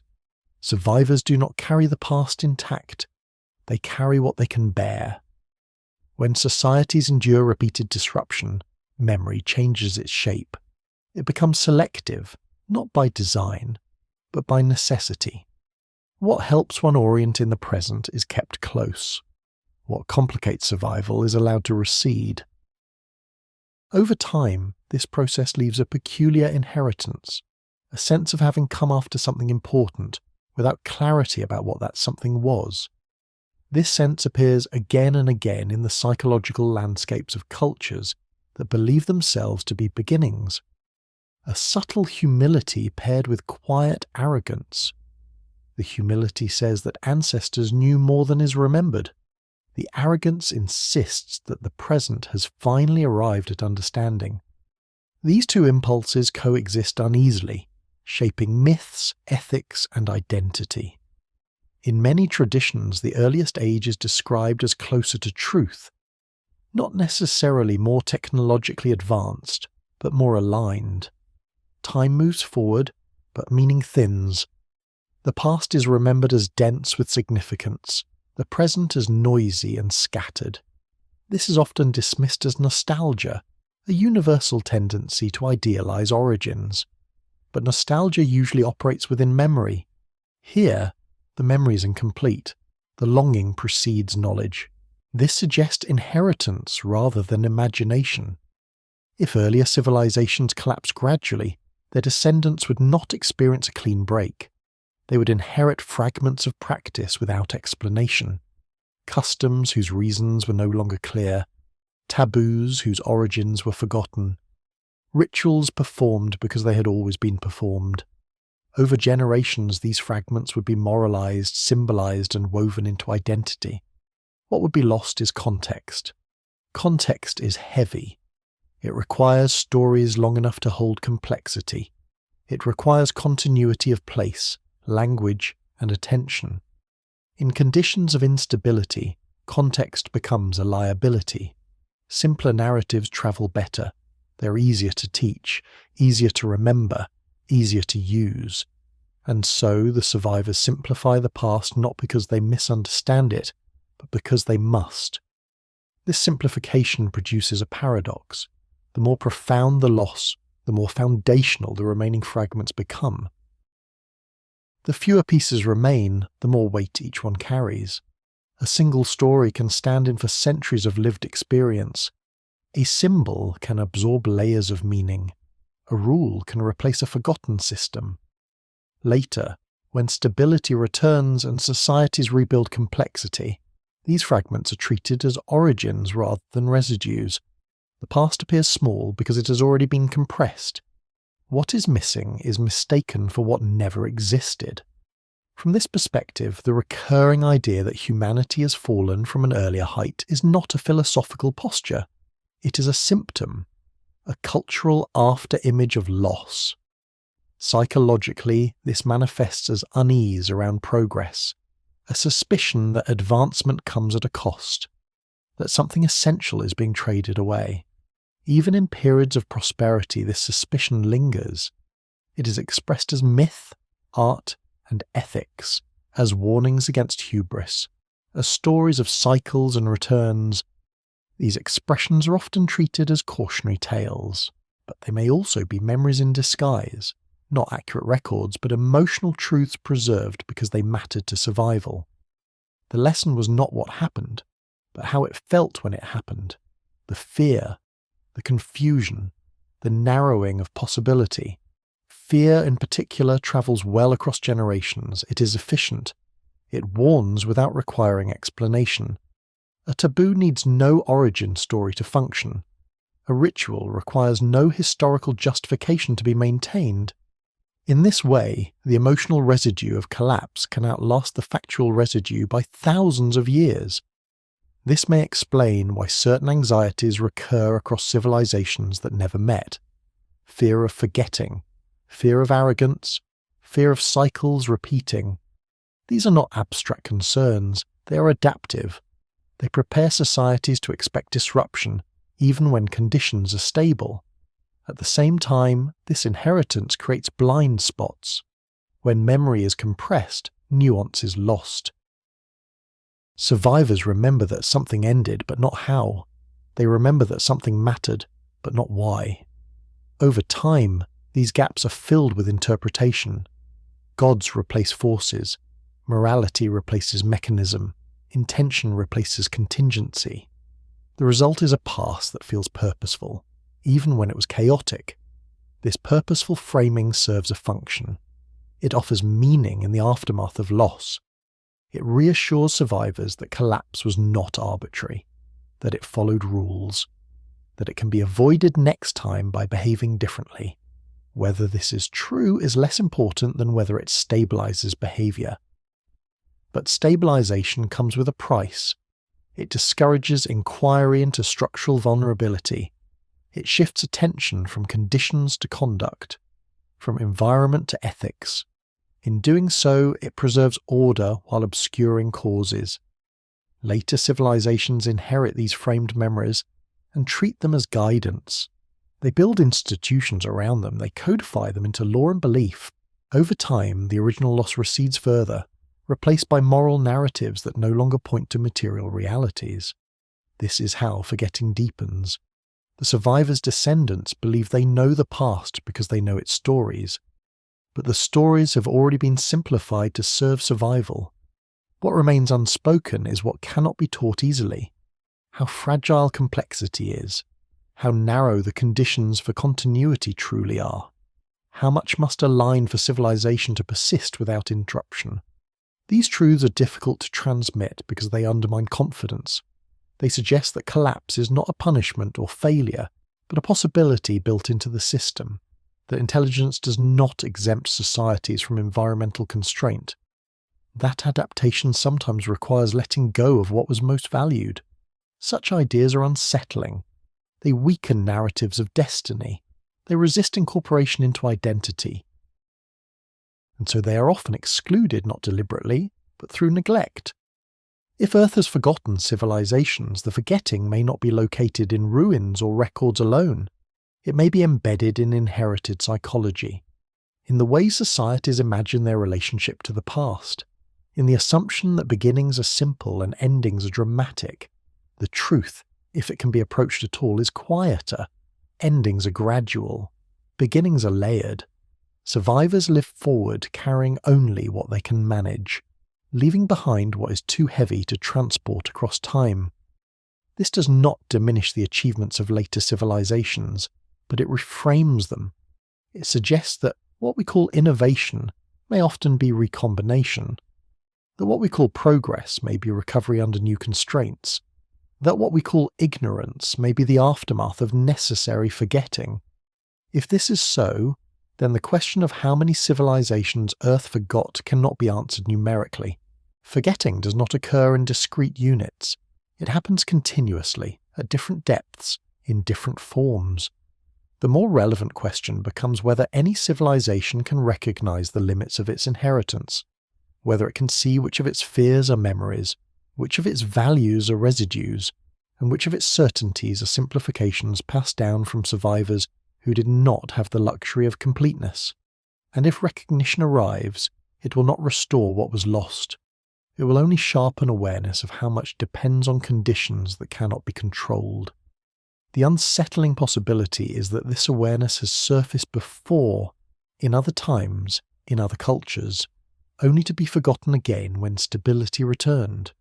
If so, then forgetting is not a failure of memory, but a rhythm, one that carries civilizations forward while quietly erasing the paths behind them. And the past, far from being silent, continues to speak, not in facts, but in the unease that lingers whenever a society suspects that it is not the first to stand where it now stands, uncertain of how long the ground beneath will hold. At a certain point, the question shifts from what was lost to where we are standing now. When patterns repeat often enough, they stop feeling coincidental. Civilizations rise under favourable conditions, expand their reach, refine their knowledge, and then encounter limits, environmental, social, cognitive. What follows is not always collapse, but reconfiguration. Memory thins, complexity becomes harder to sustain, and eventually a new society looks back and names itself the beginning. This moment of self-identification is subtle but decisive. To call oneself the beginning is to declare a boundary. Everything before becomes prelude, preparation, or myth. The present is elevated to a threshold, and the future is imagined as an open ascent. This framing offers clarity. It organizes ambition. It justifies effort. But it also obscures continuity. Because no civilization begins in a vacuum. Every society inherits a landscape already shaped by human hands, even if the shaping is no longer visible. Soils altered by ancient cultivation. Forests managed through forgotten practices. Species distributions influenced by long-abandoned routes and settlements. The Earth remembers what people forget, and it carries those memories forward as conditions rather than stories. In this sense, the present is always layered. What appears natural may be the result of interventions so old they no longer register as artificial. What appears innovative may be the revival of techniques adapted unconsciously from a deeper past. The line between inheritance and invention blurs. This blurring creates a dangerous illusion. When societies believe they are unprecedented, they assume they are exempt from precedent. They treat warning signs as theoretical. They imagine that past collapses occurred because of ignorance or moral failure, rather than because of structural limits. The present, armed with superior knowledge, assumes it can avoid similar outcomes. Yet structural limits do not respond to belief. Climate systems do not adjust to narratives of progress. Resource flows do not expand indefinitely because a society expects them to. Social cohesion does not scale without cost. These constraints operate regardless of historical self-image. They shape possibility whether acknowledged or not. What distinguishes one cycle from another is not intelligence, but awareness of fragility. Civilizations that forget they are contingent behave differently from those that remember. Forgetting encourages overextension. It invites the assumption that growth is a natural state rather than a temporary phase. It frames disruption as external rather than emergent. When challenges arise, they are treated as anomalies rather than signals. Remembering, by contrast, introduces restraint. It encourages redundancy. It values continuity over acceleration. It recognizes that preservation of knowledge requires more than storage. It requires conditions that allow that knowledge to be lived, taught, and revised. The difficulty is that remembering fragility undermines momentum. It complicates ambition. It introduces doubt where confidence is rewarded. As a result, societies often oscillate between awareness and denial.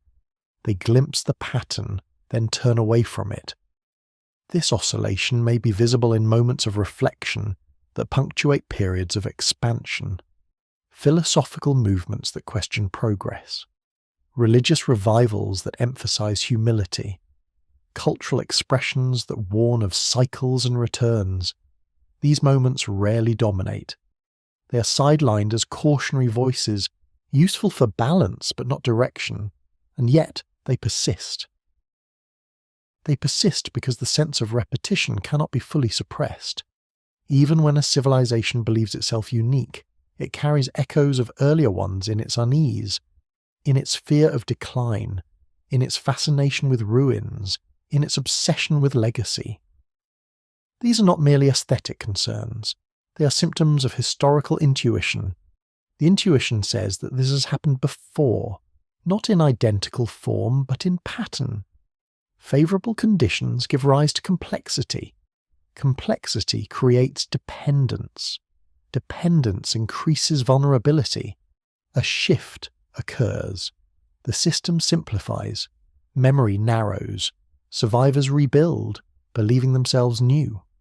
Where we are now within this pattern is difficult to assess precisely. The present always feels exceptional from within. Data is abundant. Connectivity is global. Knowledge is extensive. These facts are real, but they do not guarantee continuity. They increase interdependence, which can amplify disruption as easily as resilience. What makes this moment distinctive is not scale alone, but speed. Changes that once unfolded over centuries now occur within decades. Knowledge accumulates faster than it can be integrated. Systems become so complex that no single perspective can fully comprehend them. Under such conditions, forgetting does not require collapse. It requires overload. Overload fragments attention. It prioritizes immediacy. It rewards novelty over preservation. Knowledge becomes abundant but shallow, distributed but unstable. The mechanisms that once carried memory, apprenticeship, long-term observation, embodied practice, are weakened. This creates a paradoxical situation. Never before has so much information been available, and never before has continuity felt so uncertain. The risk is not loss of data, but loss of meaning. Not erasure, but incoherence.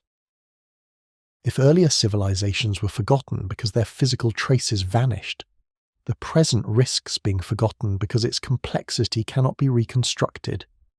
Future observers may find fragments without frameworks, records without context, archives without interpretive continuity. The abundance itself becomes an obstacle. This possibility reframes the question once more. It is no longer about counting forgotten civilizations, but about recognizing the signs of forgetting as it begins. Forgetting does not announce itself as decline. It presents itself as efficiency, as optimization, as progress that moves too quickly to carry everything forward. The lesson, if there is one, is not caution against building, but caution against assuming permanence. To build without regard for continuity is to build something that can only exist briefly. To accumulate knowledge without cultivating memory is to prepare for amnesia. Earlier civilizations may have reached similar moments, points where capacity exceeded stability, where awareness of fragility flickered briefly before being overwhelmed by expansion. If so, they may have asked questions similar to ours, framed in different symbols, spoken in different languages, but rooted in the same unease. How long can this last? What happens when conditions change? What will remain when the system can no longer support itself? The answers were never definitive. They could not be. Conditions always shift in ways that cannot be fully anticipated. The only constant is contingency. If Earth has forgotten civilizations, it has done so after moments like this, moments of height, confidence, and acceleration. Moments when the future felt open and the past felt settled. Moments when remembering fragility seemed unnecessary, even burdensome, and then, quietly, conditions changed. The unsettling thought is not that collapse is inevitable, but that forgetting is easy. It requires no disaster, only distraction. Only the belief that what exists now will naturally carry itself forward. The question that lingers, unresolved, is whether recognition of the pattern can alter its course, whether awareness of repetition can introduce enough restraint to preserve continuity through change, or whether, like those before, we are already too embedded in our moment to see clearly where it sits in the long rhythm of remembering and forgetting that has shaped every civilization that came before. When memory thins to a whisper, it does not vanish. It changes the way it speaks. The end of a cycle is rarely recognized as an end. From within it feels like continuation, adjustment, refinement. People wake, work, teach, plan. The structures of daily life persist even as the conditions that support them begin to shift. Memory, meanwhile, grows quieter, not because it has nothing left to say, but because fewer are listening in the same way. What remains after many cycles of forgetting is not emptiness, but sediment. Layers of meaning pressed together by time, ideas embedded so deeply they feel instinctive, assumptions inherited so completely they no longer appear historical. This is the most durable form of memory, not what is recalled, but what is taken for granted. Civilizations do not vanish cleanly. They dissolve into the ones that follow. Their technologies may break, their institutions may fall, their cities may erode, but their influence lingers in habits, in values, in the ways successors organize space, time, and authority. The problem is that this influence is rarely recognized as inheritance. It is mistaken for nature. When this happens repeatedly, the past becomes invisible not because it is absent, but because it is everywhere, diffused, unattributed. The deeper the influence, the harder it is to identify. It no longer feels like history. It feels like common sense. This is why the question of how many civilizations Earth forgot resists a clear answer. Forgetting is not a single act. It is an accumulation. Each cycle leaves behind less that can be named, but more that shapes behavior unconsciously. Over time, civilizations are not erased so much as absorbed into the background of human existence. From this perspective, the Earth is not littered with the remains of lost worlds. It is composed of them. Every cleared forest carries the memory of earlier management. Every path follows older paths. Every story echoes older fears and hopes. Even the impulse to search for forgotten civilizations may itself be inherited, a reflex passed down from societies that sensed loss but could not articulate it fully. What has been forgotten, then, is not simply who came before, but how often coming before has already happened. This realization carries an unexpected weight. It removes the comfort of novelty. It suggests that humanity is not moving through history for the first time, learning lessons once and for all. It suggests repetition, adaptation, and partial recall. A long conversation interrupted again and again, resumed with fewer participants each time, and yet within this repetition there is continuity, not of facts, but of awareness. Each cycle seems to leave behind a faint understanding that permanence is an illusion, that complexity demands care, that memory requires conditions as much as intention. These understandings surface intermittently, often at moments of tension, in philosophies that emphasize impermanence, in myths that warn of cycles, in ethical systems that value restraint over conquest. They are rarely dominant, but they persist, like embers carried forward through darkness. Perhaps this is the most that can be preserved. If civilizations are fragile arrangements of knowledge, environment, and social coordination, then expecting them to endure unchanged may be unrealistic. Forgetting, in this light, is not failure. It is transformation. The question is not how to prevent it entirely, but how to shape what survives it. Earlier civilizations may have faced similar choices, consciously or not. What do we carry forward when everything cannot be carried? What knowledge is light enough to survive disruption? What values travel when institutions fall? Their answers are not available to us directly, but their consequences are. They live in the assumptions that guide behavior, in the structures that feel familiar without explanation, in the recurring tension between expansion and restraint. This is why the past feels close even when it is distant, why ruins provoke recognition rather than curiosity alone, why stories of lost ages resonate even without evidence.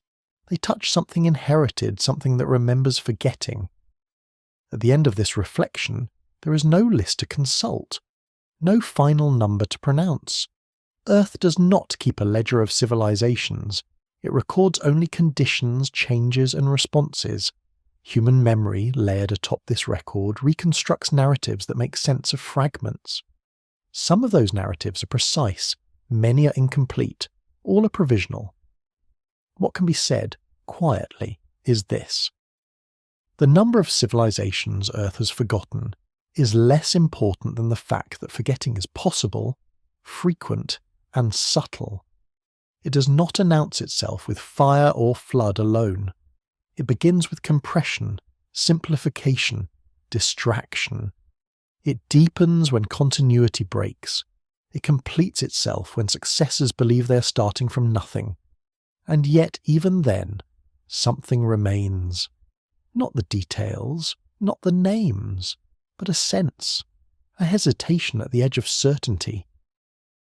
A feeling that the ground beneath the present has been walked before, many times, by people who also believed they were building something lasting. This feeling is not evidence. It cannot be measured or dated. But it endures because it is adaptive. It reminds each generation, however faintly, that what exists now depends on conditions that can change. In this way, the deepest memory may not be what civilizations built, but what they learned about building itself. That complexity is fragile. That memory requires care. That forgetting is easy. As this thought settles, there is no conclusion to draw, only an image to hold. A shoreline at dusk where waves erase footprints as quickly as they are made. The path is visible for a moment, then gone. Yet the act of walking continues, step after step, carried forward not by the permanence of the marks, but by the movement itself. Civilizations walk this shoreline, each leaves traces, each is erased, and still the motion continues. What remains is not the footprint, but the awareness that it will fade, and the quiet responsibility that comes with knowing this has happened before, even if we no longer remember when.